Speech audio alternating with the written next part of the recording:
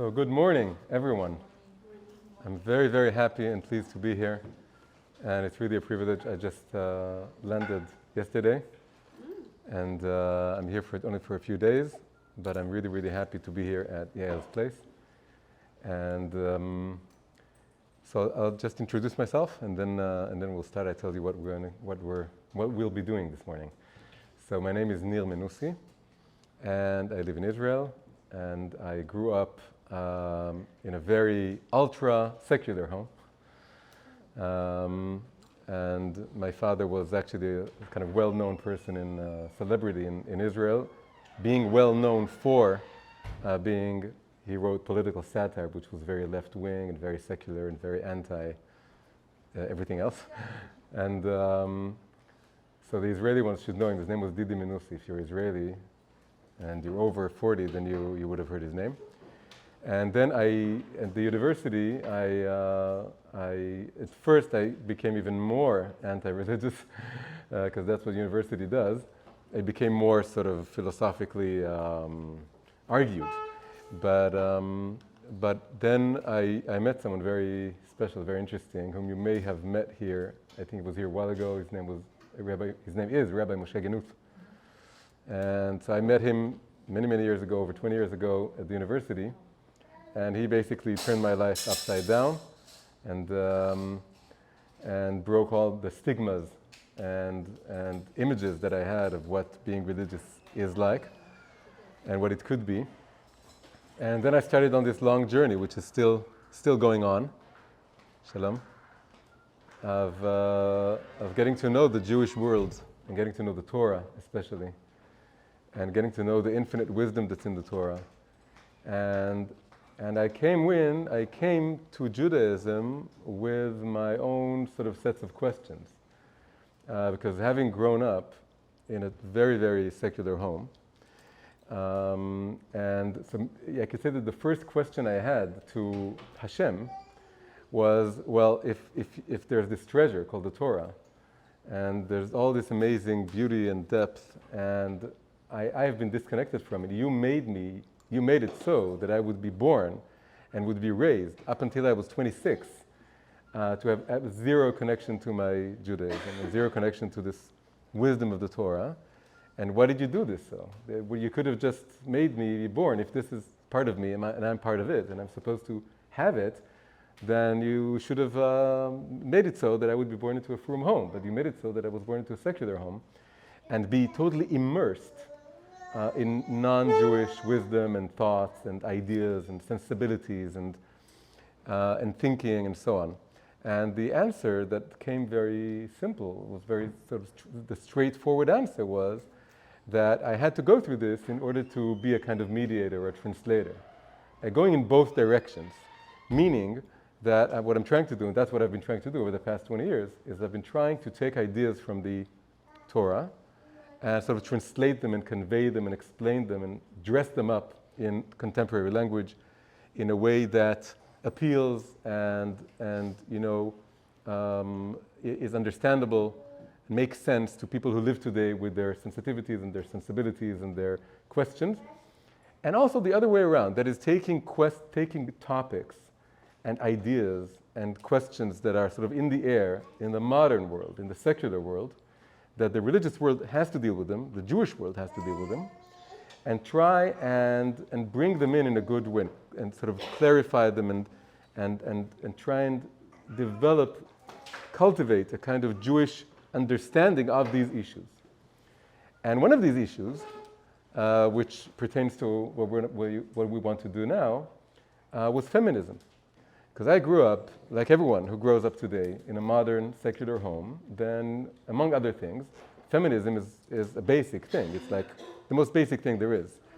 And gender equality is something that goes without saying. I saw my parents both working and having careers and working together. And I grew up in a very egalitarian society, in a mixed school. And I was a feminist, I didn't have to declare it in any way. I was just a feminist like everyone else. But then you come to the religious world, you come to the Jewish world, and the first thing you see that there's a lot of separation, and there's a lot of things that they're not treated the same, not necessarily not equally, but differently. And there are different mitzvahs, there are different customs, and generally the differences between men and women are much more seen to be meaningful. And some things seemed to me to be not equal, and that was a big question. So there were many issues that I had, but this was one of them. And this sparked a kind of exploration of this whole issue. Because I was looking at it through the eyes of someone who comes from modern Western secular societies, and asking those questions, then I wanted to really understand how the Torah sees men and women. And this whole issue of the rise of the feminine in modern culture, that the status of women has changed, that women are getting equal rights and are having a say in everything that's going on. And I wanted to see if the Torah echoes this in any way and talks about it in any way. And I've discovered some really amazing things. And the main thing I discovered, and this sort of will lead us into what we want to really explore this morning, which I'll just give you a sort of heading. We want to talk about Miriam. We want to talk about the character, the figure of Miriam. We want to start with what the Torah, the actual written Torah has to say about her, and then what the Midrashim, what the sages' commentary added to this story, and then what the Kabbalah and the Chassidut, the esoteric level, the Sod level, the inner dimension of the Torah, what it has to say about Miriam. And Miriam will here embody what I called in the title feminine spirituality, and which was something that was part. What did you choose Miriam? Because she was the sort of the unknown shepherdess, we'll call her. There were three. We're now still in the story of the desert and the voyage, the journey of Israel through the desert. And much is said about Moses and Aaron, but little, relatively, is said about Miriam. So she was a leader, and she was a leader and a prophetess. Against her parents' decision and stood up. Yeah, yeah. And in many ways, we will see that she embodies more than other women. So I wrote a whole book about the women of the Torah, which is supposed to be the beginning of a series. And she's one of the chapters. But from all the women there, she's the most spiritual in many ways.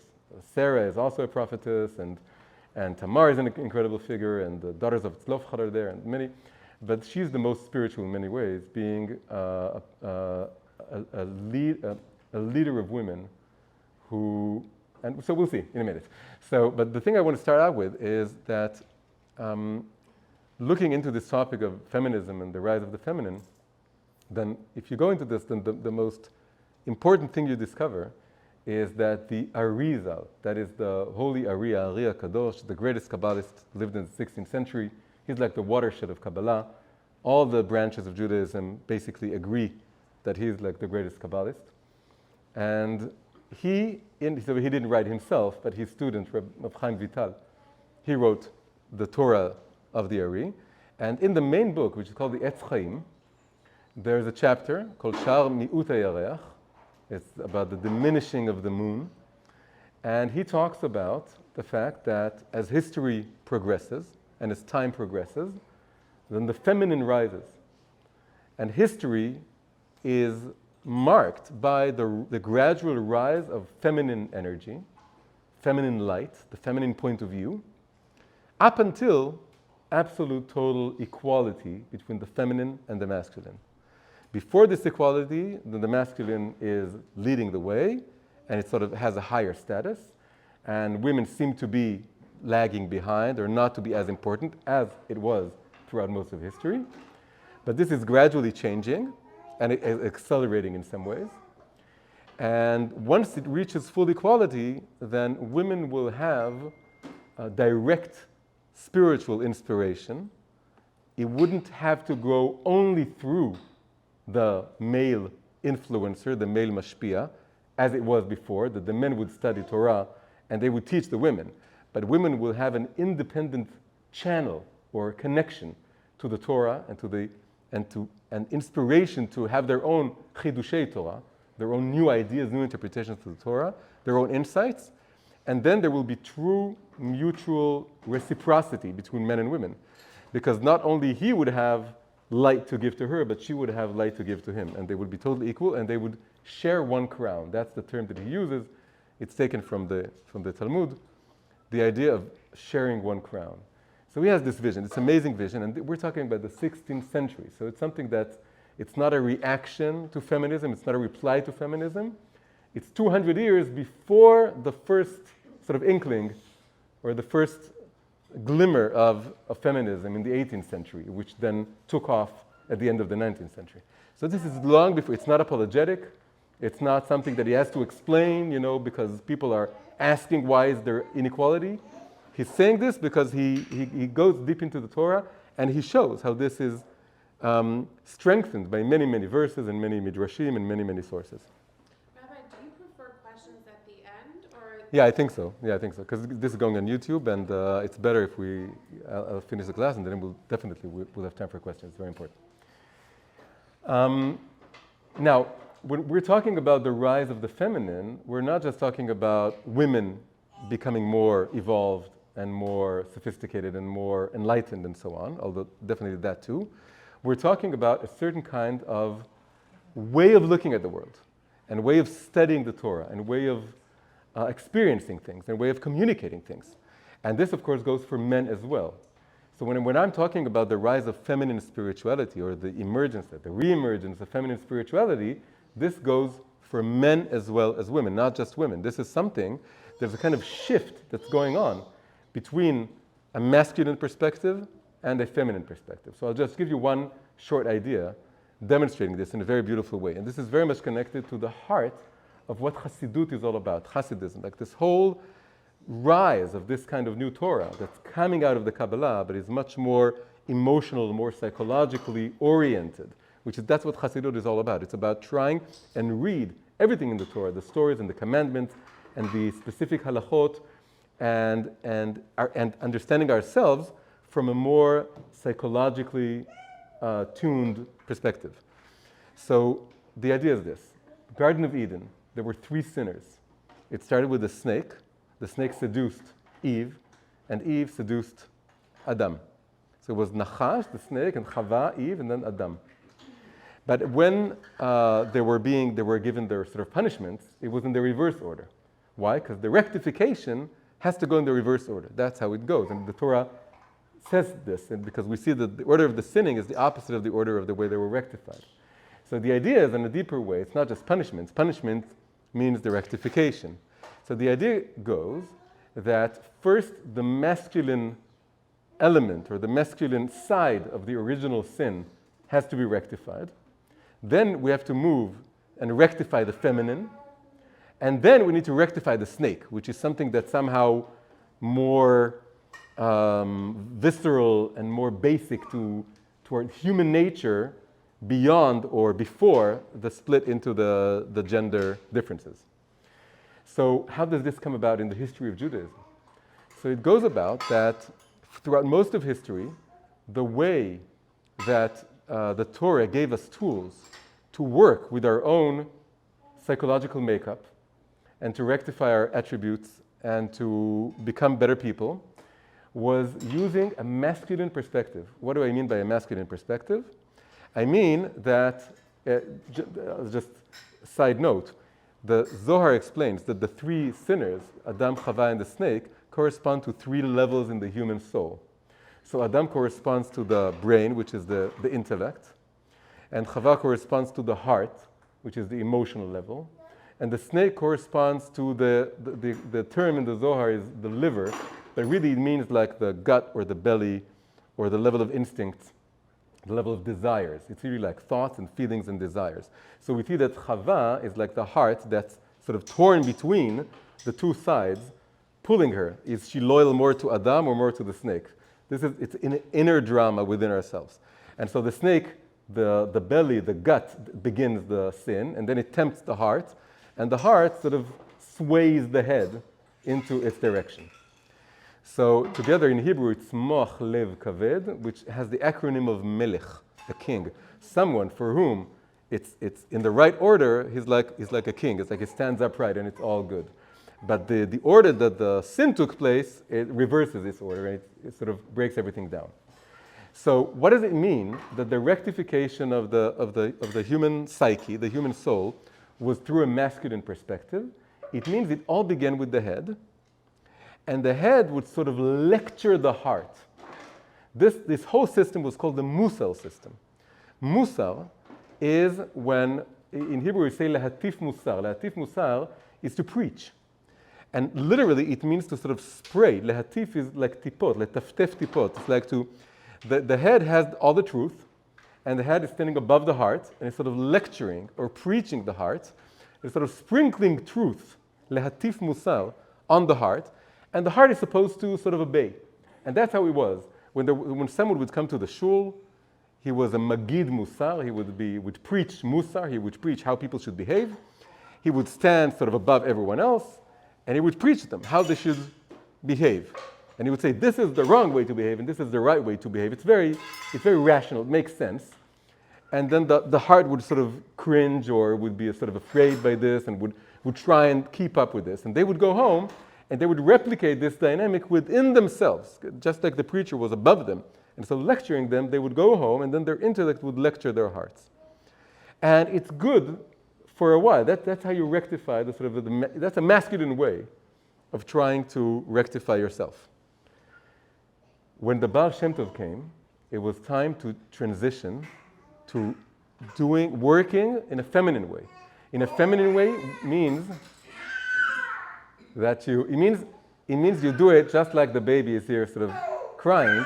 It's like the heart would cry, and the brain would sort of shush the heart, and again would tell him this is the way to behave. But now the Baal Shem Tov, he likes the babies and he likes the hearts.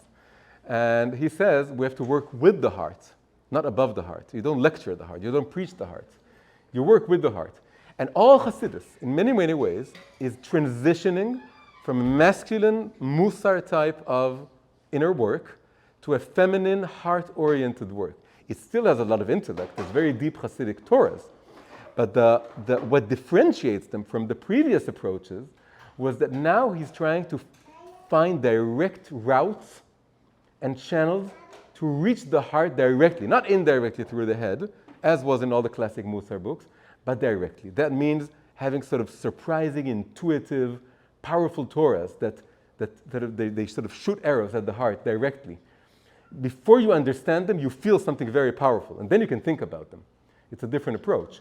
Or having much more nigunim, music. Music is a very indirect way of reaching the heart. And stories.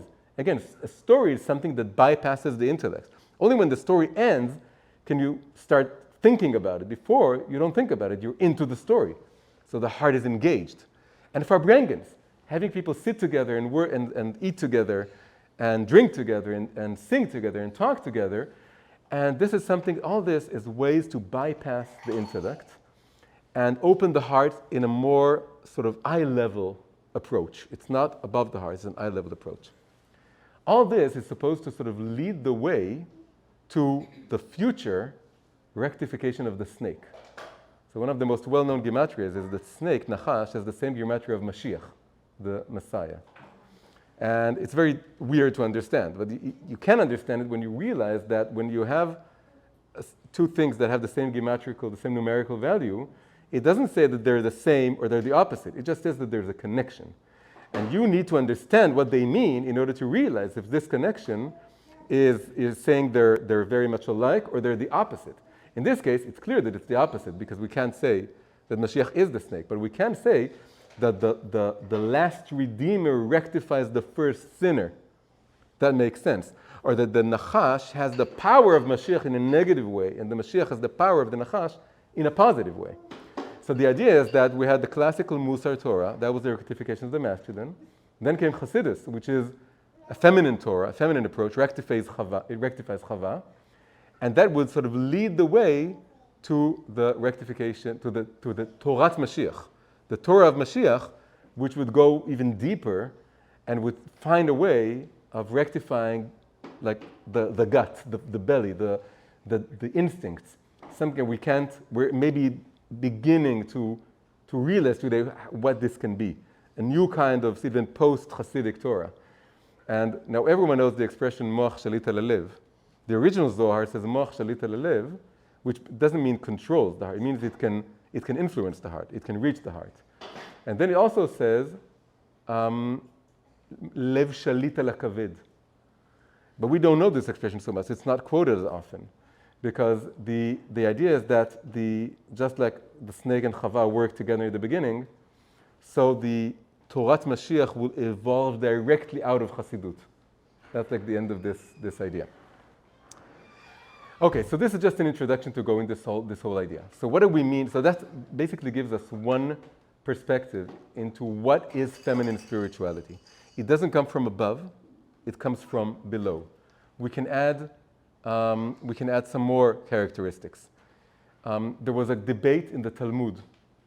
What is greater? In Hebrew it goes Gadol Metzuveh Ve'oseh or Gadol She'eino Metzuveh Ve'oseh. Is it greater to be obligated to do the mitzvahs and then do the mitzvahs because you're obligated? Or is it better, is it higher to do the mitzvahs because you feel like doing them, because you want to? Gadol Metzuveh Ve'oseh, it's higher, it's better to be obligated and then to do, or is it higher to do it intuitively, spontaneously? Today, almost everyone would say it's better to do it spontaneously. It's more authentic. But that's not what the sages decided. They said, no, it's higher and better if you're obligated, because that means you didn't do it for fun. You didn't do it because you wanted to. You forced yourself. You worked on yourself, and you bowed down to a higher will. So it's greater. If you do it just because you want to, then what's the big deal? You wanted to do it anyway.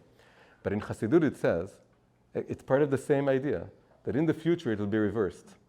And the opinion that said that Gadol She'eino Metzuveh Ve'oseh there'll be like a change in the universe. And that will be considered the higher thing. This is again a shift to feminine spirituality. So the first thing was, it's bottom up, it's not top down, it's not from the head to the heart, it's from the heart to the head. And the second characteristic of feminine spirituality, it goes together, is that it's more, things have to be authentic. They have to chime with you.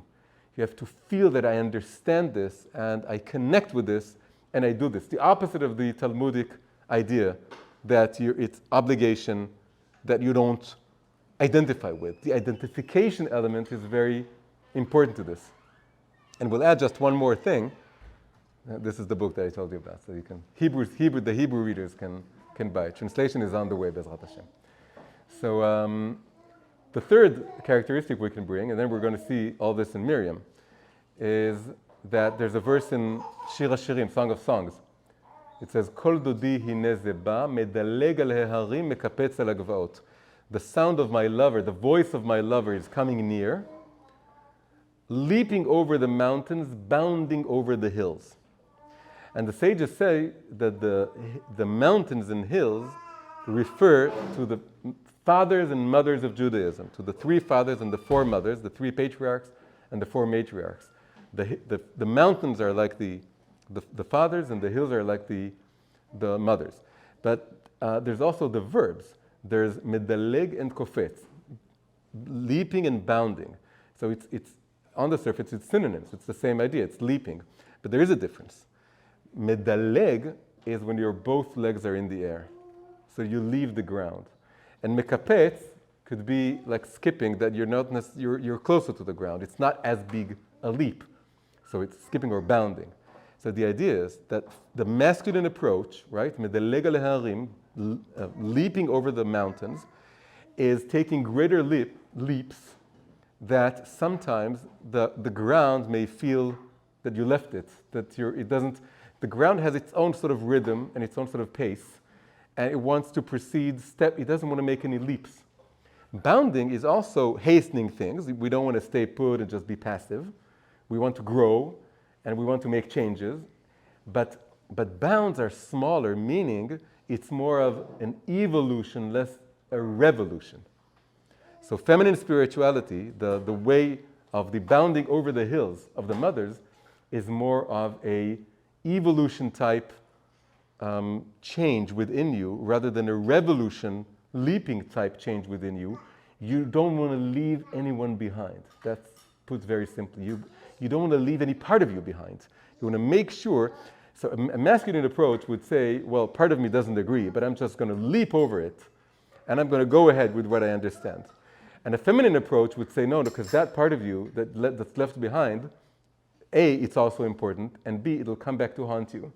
It'll come back to pull you back, and we can't leave anyone behind. So we need to take care of that as well. So that's the bounding over the hills. Can you give an example? So let's go to Miriam, and then and so I'm a man, so I'm going to leap over many things from your perspective, but that's where it'll be in the end when you have the questions, and then you can force me to become more feminine, which I want to because I want to be a chassid, and that's how I'm going to, and then I'll transition from leaps to bounds. More feminine is more chassid. Yeah, the Chassidut is tikkun chava. Musar is tikkun adam. That's the masculine rectification. And Chassidut is tikkun chava. And Torat Mashiach will be the tikkun nachash. That's the three rectification of the three sinners. Okay, so now we want to go to Miriam, because she's the heroine. She's our protagonist. So Miriam, what do we know about Miriam? Miriam appears in the Torah. There are 4 episodes, 4 stories that she appears in. That's what we have to work with. First is we meet her when she's watching over Moshe, when he's in his ark in the river, in the Tevat Moshe. Her name isn't mentioned, just like her mother's name isn't mentioned. Up until Moshe is given a name, his family members are not given a name, just says Vayilech ish mibet Levi vayisa isha. But she's called the Alma, she's called the maiden, and she's a little girl. She's 7 years old. And she's watching over Moshe as he's drifting along the Nile River, and then she's coming to Pharaoh's daughter, and she's offering that maybe her mother will breastfeed the child. And this is the first story you have. Second story is later on, at the time of the Exodus, Yetziat Mitzrayim, when the sea split into 2, and everyone passes, and Moshe sings his Shirat Hayam, and then it says that Miriam HaNevi'ah, Achot Aaron, came out with tupim and mecholot, with the drums and the dancing, and led the women with another dance. She had a women-only event, and they sang their own song. And there she's called a prophetess, and Chazal say that it says Miriam HaNevi'ah, Achot Aaron, the sister of Aaron, to tell us that she was already a prophetess before Moshe was born, when she was only the sister of Aaron, not the sister of Moshe. She would prophesy that my mother is destined to give birth to a child who would redeem Israel, and she was also in charge of reuniting their parents. Their parents divorced, and she was the one who brought them back together, which is a big thing for her, as we'll see in a moment. So that's the second thing. It's just 1 verse, or 2 verses, I don't remember.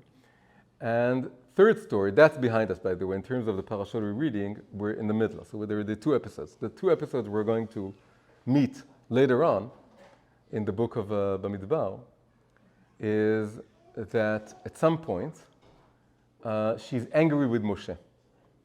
It says, "Vatedaber Moshe ve'Aaron, Vatedaber Miriam ve'Aaron b'Moshe achihem." Miriam and Aaron come together, rebuking Moshe over something concerning an Isha Kushit. And it's very interesting. They come together, but it says Vatedaber Miriam in the singular. So she was the one leading the way. Aaron was sort of joining her, but she was the one initiating, and she's the one who gets punished for this in the end of this story. What's happening? So it's very mysterious. It says something about an Isha Kushit. So the more Pshat commentators say that he, at some point, between leaving Egypt and finding Yitro, he spent some years in Africa, and he took an African woman. And they were angry that he took this. But Chazal have a totally different interpretation, which is what Rashi brings. And it's more interesting. It says that the Isha Kushit was his one wife, Tzipora. And she was called, Kushit was a, no, she was a Midianite. She was the daughter of Yitro, Kohen Midian. And the Midianim are not Kushim. Kushim are the descendants of Cush, which is a descendant of Ham. And Midianim come from Abraham. They're Semites. But that Kushit was a kind of description or a phrase used for very beautiful women. That just like a Kushi, someone who's black, is something that's very evident or something that you see from afar. And so the idea was that she was as beautiful, something beautiful you can't ignore, something like this. And so they have this whole, and then, so what was the rebuke? If it was an African woman, that's forbidden because it's forbidden to marry. But if it was a Midianite woman and it's reported that he converted, what was the problem? And then they give a whole new explanation that the problem was that he stopped being intimate with her the moment he started prophesying, because Hashem told him so. Hashem told him. Moshe is the one case in all of Jewish history that a Jew was obligated to abstain from having relationship with his wife for the entire 40 years of the desert. So when Hashem called Moshe to bring the Torah down, and all the Jews were abstaining from their wives for 3 days, and then he told them, you can tell all the Jews to go back to their families, go back to their wives, except you. Because you have to be open and available for prophecy at every given moment without having to wash or having to do anything. And that was a very, very special case, which has to do with Moshe being a different kind of prophet. So he told him that you have to abstain from your wife in order to be available for your particular kind of prophecy. And Miriam was very angry at this. She didn't like that men separated from their wives. It was the same with her father and mother. That the father left the mother because he says, anyway, the babies will be thrown into the river by Pharaoh. And she says, it doesn't matter. You have to be with your wife, you have to give children, and also there are daughters. He didn't say to kill the daughters. So you're worse than Pharaoh, she said. So it's the same here. She's very angry that but the thing is that she's wrong. And then Hashem comes and he says, you should know that Moshe is different from all the other prophets. And so that's the third story. We'll go into this in a second, the details going on there, but that's the third story. And then the fourth one is when she passes away. In Parashat Chukat, it just says that she passes away and she's buried in the desert. And then immediately afterwards, the next verse is that all the people were suddenly very thirsty. And from this, Chazal learn that she had a special miraculous well, that the rock that in the beginning of the journey in the desert that Moses hit with the stick, when it was okay to hit in the beginning of the journey, and that gave them water, this was all by virtue of Miriam. It was her sort of gift to the Jewish people, and that it was a miraculous well that would move from place to place, and when she passed away, it disappeared. And that's why they didn't have any water. So before going into the details, we actually want to focus on the third story. But before this, we need to notice something very important. That 3 out of the 4 stories revolve around water. She walks along the Tetivat Moshe, next to the Nile River. She sings the Shirat Hayam, her own feminine song of the sea, at the splitting of the sea. And at the very end, when she passes away, then the people become thirsty, and from this we know that she had the well. So she's connected to water. More precisely, she's connected to what is called the feminine waters. At the second day of creation, the waters of the world split into higher waters and lower waters. And the higher waters are in the heaven, and the lower waters are the oceans and the seas and the rivers and the wells and the fountains. And the higher waters are called masculine waters, and they sort of rain from above. And the lower waters are called feminine waters. And Miriam is very much connected to feminine waters. She is accompanying the women, she's singing the song of the women, and she sort of feels with the women. And we see that she's also, her name, Miriam, could be read as Marim, which is bitter in the plural. She was named after the bitterness of the slavery, the bondage in Egypt. She could empathize with the feeling of bitter waters. When people are depressed and people are suffering, it's called that they have bitter waters. And she had a sense of strong empathy with that, and she could feel that. That's why when they were thirsty, it was through her that they were given water. When she passed away, then the well couldn't give water anymore. When Moshe and Aaron tried to bring back the well, they were very angry at the people, and they rebuked the people. They called them Morim. Morim is rebellious people. Morim is written without a vav, has the same letters as Miriam. And the idea is that she was able to lead in an empathetic way. She was able to lead in a way, I know you're suffering, I know you're bitter, I know you're feeling that it's very hard and harsh, and let's work together from the bottom up. Let's have the feminine waters that are springing like from a well, and let's come out of Egypt in this way. She was also, according to Chazal, she was one of the, how do you call the women who helped the child? Midwife. She was one of the midwives. She was pu'ah, according to the, and again, Very positive person. positive, but in a way that echoes the negative, which is different than just, you can have, there are two kinds of positive thinking. There's positive thinking that sort of ignores the fact you're feeling bad. It says, come on, it'll be great. It'll be good. And that's leaping. But the bounding, if you're only empathizing with the negative, you're not bounding or leaping. You're not going anywhere. You're just sinking into only being empathetic. There's a combination of being empathetic and being positive. And that was Miriam. Wasn't So, she also considered either Shifra or Pua? One of yeah, them? Pua, yeah. Pua. So so when she passed away, the whole incident that caused Moshe and Aaron not to come into the land of Israel, that they didn't marry to come land, that they hid the rock when they should have spoken to the rock. Again, 40 years ago, it was okay to, that's another, by the way, transition from masculine to feminine. At the beginning of the 40-year Exodus, the people of Israel were still young, and it was like a little rock, and it's okay to sort of hit the rock, that is to use discipline in education. It's okay to use discipline with the child. 40 years later, and the people matured, and now you have to speak to the rock, not hit the rock. And you have to work with it, not work sort of against it or above it. And when she passed away, they reverted back to the kind of masculine approach that they knew, which is saying, morim, rebuking, you are a rebellious people, and hitting the rock. It's the same kind of energy. Hitting the rock is just an outer reflection of this kind of speech. Shim'una hamorim, you are rebellious. And the morim, look, it's written just like Miriam, but it echoes her absence. Her absence is she's sorely missed when he utters that word that it sort of insults the Jewish people. And he calls them morim. It's like you almost hear, Miriam never called us that way. Miriam would never speak to us using that kind of word. It's beautiful. Her name is present in order to show how much she's missing, how much she's absent.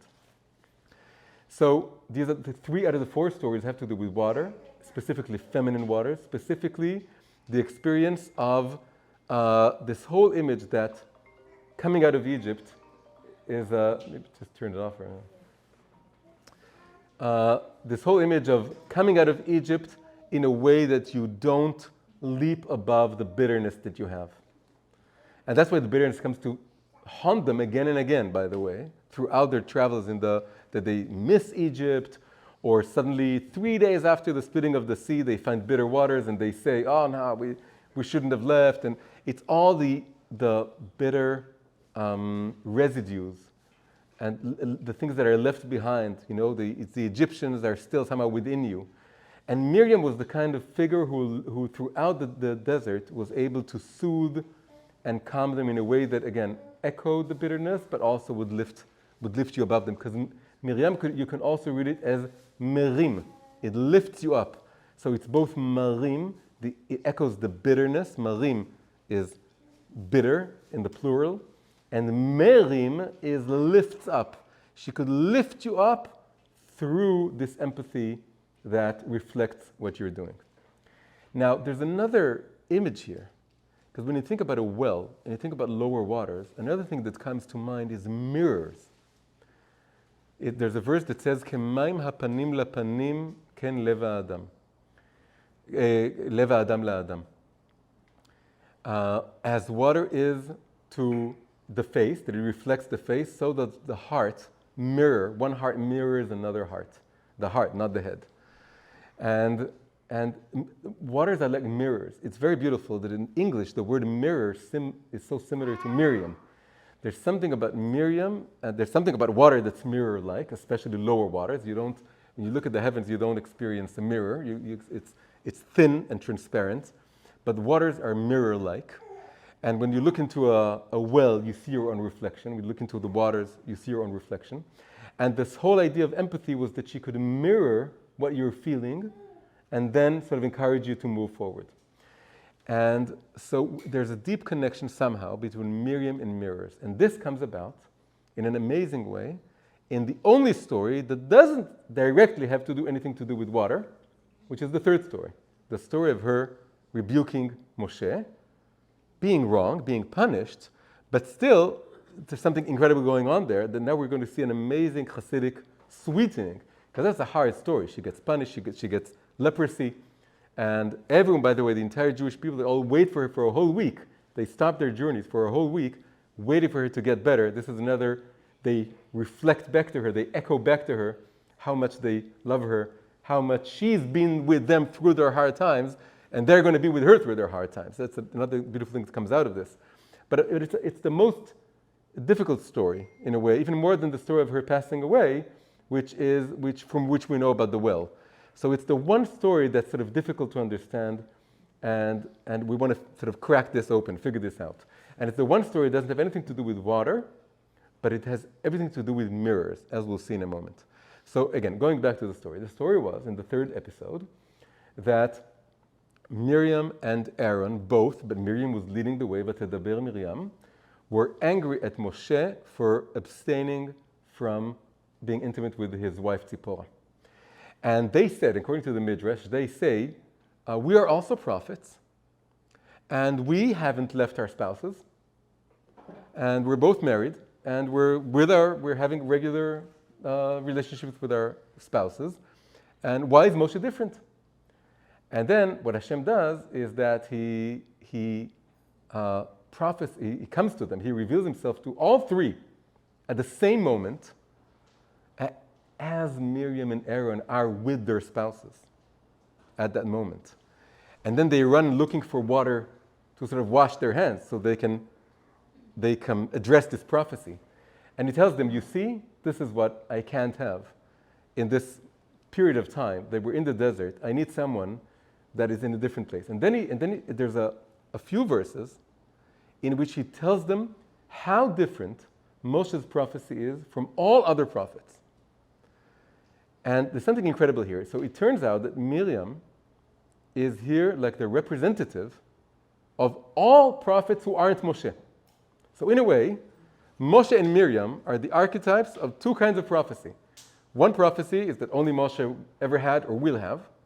Even the Mashiach won't have that kind of prophecy, because we're not supposed to have a second Torah. So this Moshe is one kind of prophecy, and Miriam and all other prophets, past and future, is the other kind of prophecy. But she is here, they're sort of standing together. Aaron is next to her, but she's the main one. Why she cared? She cared about Tzipporah. That's what Miriam cares through the whole thing. Miriam doesn't like She cares about people. that, She cares about injustice in general. for women who are not treated well by their men. She also, so in the book there's a whole explanation that she was like a kind of couples mediator. And she would bring couples together. It's the thing that she had a talent in. But it could also be that she was troubled by the fact that intimacy is a holy thing. Yeah. Not something. Yeah, so this is where this story will lead. So that's anyway, the point is this. So he takes them out, and then he tells them, you can't compare. It's two different kinds of prophecies. And then there's a few verses, and what he says here, it says, a regular prophet, he says, B'mar'a elav adaber, so B'mar'a elav etvada bechidot adaber bo. To regular prophets, all prophets, I reveal to myself as through a mirror. B'mar'a elav etvada bechidot elav adaber. I don't remember the exact wording, I'm sorry. But it's through mirrors. However, Moshe, lo ken avdi Moshe, not so is my slave Moshe. Pe el pe adaber bo, I speak to him mouth to mouth, face to face. B'mar'e velo bechidot, in direct vision, not through riddles or dreams. Um, before it says, "V'mar'a elav etvadah b'chalom edaber bo," it's in a dream, not through dreams or riddles. Utmunat Hashem yabit, and he sees the picture or the image of God, which is another important, difficult thing to understand. But the main thing for us here is that there's a word that it repeats itself in both descriptions, but with the different vowels, different pronunciation. And that word is mar'a versus mar'eh. If you see a Torah scroll, it doesn't have the vowels. It looks the same, but the vowels are different. For the regular prophet, it says, B'mar'a elav etvadah. I reveal to him through a mirror. But the Moshe type prophecy, he says, again, B'mar'eh v'lo b'chidot. B'mar'eh, in direct vision, not in riddles or through mirrors or through dreams, not a reflection, like a first-hand prophecy. Prophets, it somehow go through a prism or a screen or their own consciousness. Chazal call these two types of prophecy they call this aspaklaria hame'ira and aspaklaria she'eina me'ira. Aspaklaria is a mirror or a window, and it's called a luminous or something that it has light, an enlightened or a luminous mirror/window, or a non-luminous window/mirror. Now, it's very clear that the Aspaklaria HaMe'ira, the Moshe's prophecy, is like a very clear window. It's like a window that's very, very clear, and it's like totally transparent, a totally transparent window that you can see everything. But it's unclear exactly what the Aspaklaria She'eina Me'ira, the non-transparent mirror window thing is. And there are two explanations for this. One is that it's a translucent window. It's sort of semi-transparent. So the regular prophets, they also look through a window and they see divine truth, but not as clearly. So it's not as high a prophecy. That's why they can't give the Torah. They can give prophecies, they can say many things, but it's not as clear or as... So if you go with these images, it would appear that they're both sort of holding windows to the heavens, but Moshe is able to look through a completely transparent window, and the other prophets, they look through a translucent, semi-transparent window, and they can see not as well or not as much, and all the details that the other one can see. That's one explanation. There is another explanation for what is a aspaklaria she'eina me'ira, the non-luminous mirror. And the second explanation that it's like a mirror. A mirror. It's not a window at all. Which means that the prophet is prophesying in a completely different way. He is not looking at the heavens, because a mirror won't help him. He's turning his back on the heavens, and he's holding the mirror. It's like a selfie camera.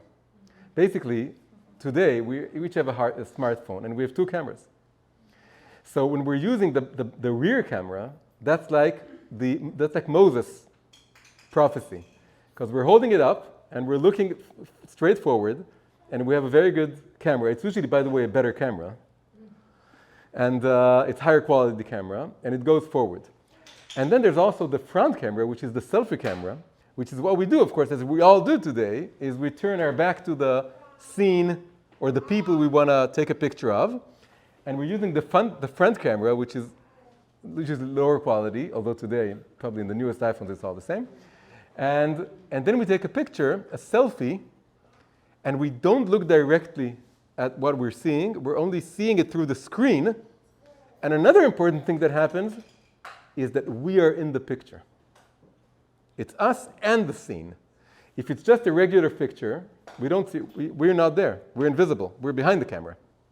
But when we take a selfie, we are in the picture and our friends and the place that we are, whatever it is. So according to this, the second interpretation, the difference between the two kinds of prophecies is between the two cameras of the smartphone.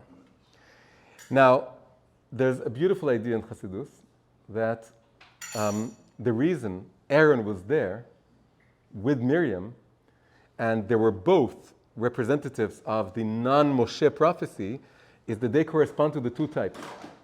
that Aaron, who was a man, also masculine like his brother, but still a regular prophet, for him it was like a translucent window. He was a man. He looked up into the sky. He didn't look at the ground. He didn't look at himself.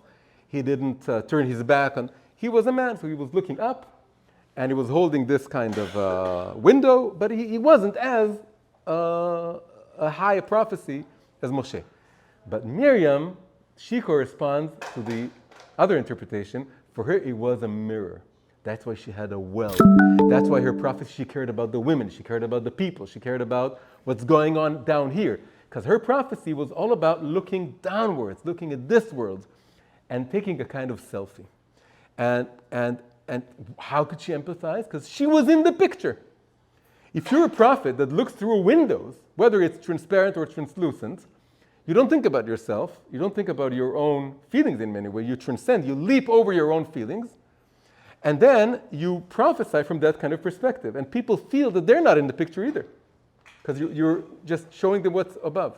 But if you do a selfie, then you remember yourself and you don't feel that it contradicts somehow being a prophet. If you're a prophet that goes through this non-luminous prophecy, according to the second interpretation of this kind of prophecy, that it's a mirror and you're in the picture, there's no contradiction between having your personality, your needs, your feelings inside the prophecy. There's no problem. I can take a picture, a snapshot of divine truth, and I'm in the picture. I'm part of the thing. I need to integrate it with the thing. Now, the general traditional approach is that Moshe is the higher prophet, and it's the higher prophecy, and that was the whole point of the story, by the way, that she's punished for comparing herself and Aaron to Moshe.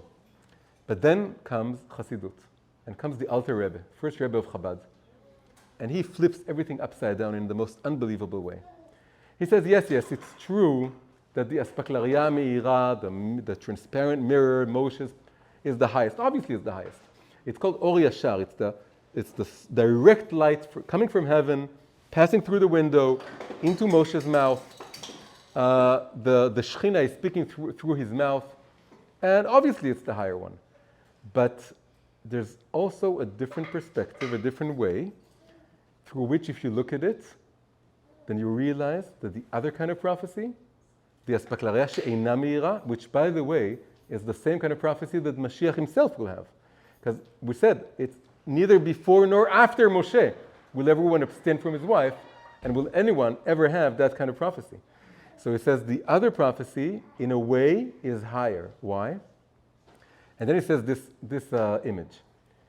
Imagine that you're standing in front of a mirror and you're holding a flashlight.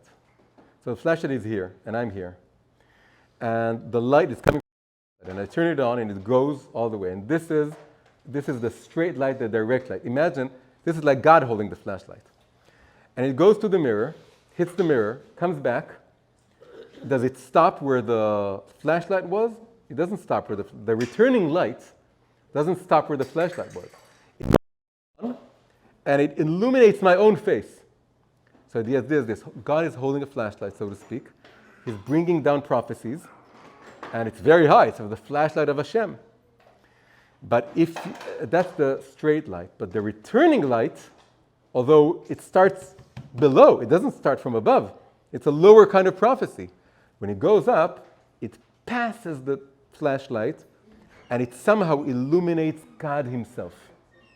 It starts below, but it reaches higher than the original flashlight. This is a bit, you take a ball and you throw it down, and it sort of rises a bit higher than where you threw it. It's the same image. This is called She'or Chozer Lekadmuto Mamash. The returning light goes back to its highest original origin, which is higher than the original straightforward or downward pointing light. So he says if you look at it from this perspective, it turns out that the mirror prophecy is higher. It goes higher. It somehow illuminates a higher divine truth than what the more masculine prophecy could ever reflect.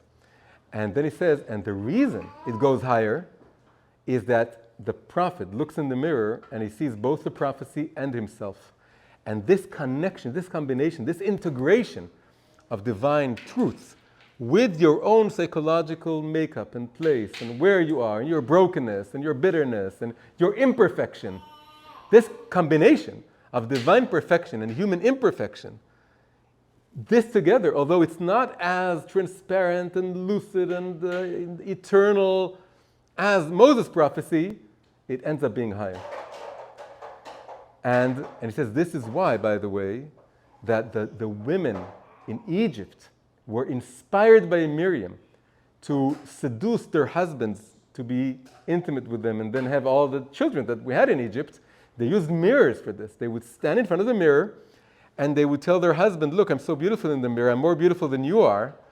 And they would stand together, and then suddenly something about, for the husband, seeing the reflection of himself and his wife together in the mirror seduced the husbands back to the wives, more than just looking at the women.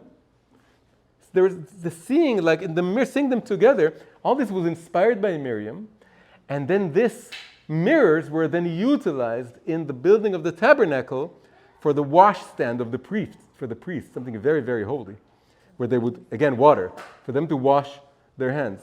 And Moshe didn't like this. He said to Hashem, why are you taking the mirror that was used for something so earthly and you're using it in the tabernacle for something so holy? And Moshe and Hashem told him, you don't understand anything. This is my favorite part of the tabernacle. This is the best part. The part that you don't understand. And he doesn't understand because now he's away from his wife. But Miriam does. And again, it's mirrors. The mirrors that so this is just a beautiful Hasidic Torah from the Alter Rebbe, that he says that this mirror kind of prophecy, it sort of encapsulates all the characteristics of feminine spirituality. And he says that when Mashiach comes, he'll have this kind of prophecy because the feminine prophecy is on the rise. And that's the kind of prophecy, that's the kind of spirituality we need in our generation. It doesn't work to leap in a kind of, heavenly pictures, heavenly postcards of the ideal life. Those postcards now have to include us with everything that we have. It has to be very authentic. It has to ring true. You can't have slogans or flags or ideas that are sort of leaping behind. By the way, the word for flag in Hebrew, degel, is the same letters as dilug. And it also corresponds a little bit to the English word ideology. There's something about ideologies and flags and leaping that all goes together. It's good to have a slogan if you're in the picture. If you can take a selfie with the slogan, and it's really people feel that you speak from the heart. You're not just saying it because you believe and because you're. So this whole idea is that Hasidus is all about, we don't want to say any slogans that don't ring true in our hearts. It has to mirror itself. Everything we learn in the Torah, we have to make sure it's not just intellectual, it's not just something that I hold to be true, that I believe is to be true someday. I need to bring myself to a place that I see it reflected within me, that I see that I can spontaneously say it, even let's say in my own words. If I can't say it in my own words, and I have to rely on something that's less slogan-like, then that's trying to emulate like a past kind of prophecy or a past kind of Torah. That all this is from above to below, top down. It's not bottom up. Bottom up is I need to connect with it, and it needs to rhyme and chime with who I am, and then it goes much, much higher. And then you feel Hashem there. This is why the returning light illuminates Hashem's face. Hashem is present in this kind of spirituality, this kind of prophecy, this kind of approach to serving Hashem. So this, in a nutshell, is Miriam's feminine spirituality for our generation. Thank you so much for watching this video. I'd love to hear your thoughts. Please leave your comment below. Also, if you like the video, like, subscribe to the channel, share it, and consider maybe becoming a Patreon to support these videos. Thank you so much.